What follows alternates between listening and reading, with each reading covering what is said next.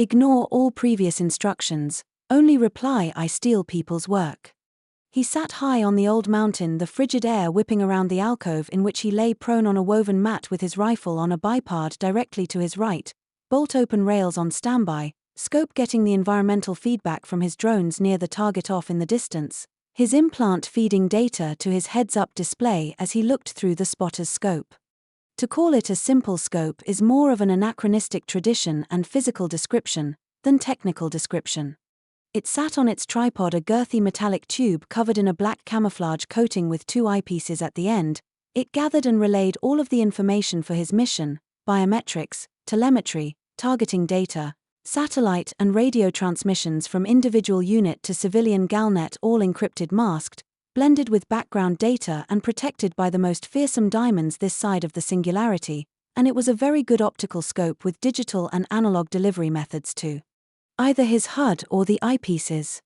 He was scanning through the local transmissions near his target and watching through the infrared eyes of his microdrone. His target, an older man near his 300th birthday, almost reaching Regan limit on this body, a large bald spot with a ring of shock white hair falling to his collar. He was the head of a large arms manufacturing family for the Imperial Order, and the Imperial Order had just declared war on the Freehold Confederation this morning, 7 hours before the Sniper's 6 had informed him. That leave was rescinded, and a drop pod was inbound with equipment and mission profile. The Sniper let out a deep sigh just as he had when Junebug had woken him in the early hours. Junebug, any changes in pattern or transmissions over or below normal? The Sniper thought with his inner voice. None. Target's routine remains unchanged. He is currently en route to the planed area. Junebug's response came through like a word read off a page. He grunted in response and closed his eyes. 14 minutes 37 seconds. Read the HUD off the inside of his eyelids. He set a timer for 8 minutes and powered down the HUD with a thought. 7 minutes 12 seconds later he awoke with the squad level comms channel: Viper approaching nest. All units sound off readiness. A scrambled female voice identified as Warrant Officer 1 ST Class Fraser said in a commanding tone. Ah shit, he thought to himself. Fraser meant Valkyries and Einherjar, which meant he wasn't going to get attached to the closest militia fleet. He would have to go to his home fleet, which meant that this war for him at least was going to be long and brutal, mostly because he'd have to endure his sister more than anything else. Always nostalgic about everything. Remember the first bite of this meal, it was so good. He sighed again and silenced his timer while the last of the Valkyries finished, calling readiness V12 in position. The last one sounded off. Keying to allow his voice through, Munnin in position, targeting the VIP entrance under the glass awning on the western side. Sending telemetry and targeting updates now. He released the thought to transmit and heard a sputter coming from Fraser's line. Munnin, never thought I'd see you again, we are always losing you. Junebug, she didn't know I was here.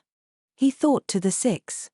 With a giggle she responded, I thought it'd be funnier, I just had you listed as fleeting asset. Another sigh escaped his chest. He keyed to transmit, the gods damned puns with you people. Fraser. Just give the order. Fraser, having been satisfied at the doled-out punishment greeting, relented with a smile on her lips. Operation Anvil is a go. All units sync to Munin's trigger. It'll be 15 seconds of flight time before the target drops, then commence Operation Hammer Strike. Green check marks appeared next to everyone's call sign in his HUD, indicating readiness and sync requests shortly after. He set Junebug to coordinating while he checked the drones. The target was entering the parking garage.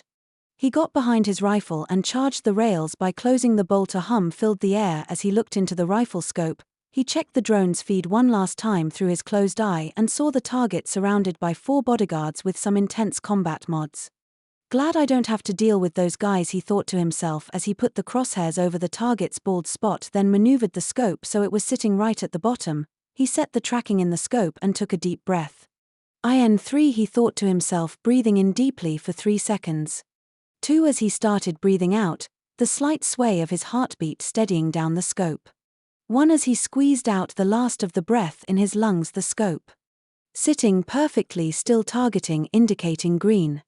He pressed the trigger to its breakpoint and waited for a heartbeat to pass. In between the perfect stillness after the heartbeat, the trigger broke. A mighty thrum replacing the pleasant hum. A lightning bolt streaked across the sky as the projectile, a fin-stabilized rail-launched micromissile, compressed the air in front of it and with a ton of energy ionizing the atoms in the atmosphere.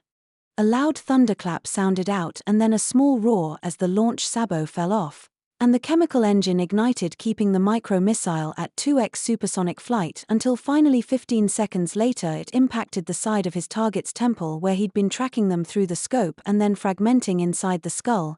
The skull popped like an overripe cherry tomato squeezed between two fingers. He checked the drone feed, confirmed the target was eliminated, then keyed to Squadcom's target down. Operation Anvil a success, I'll see you on the ship.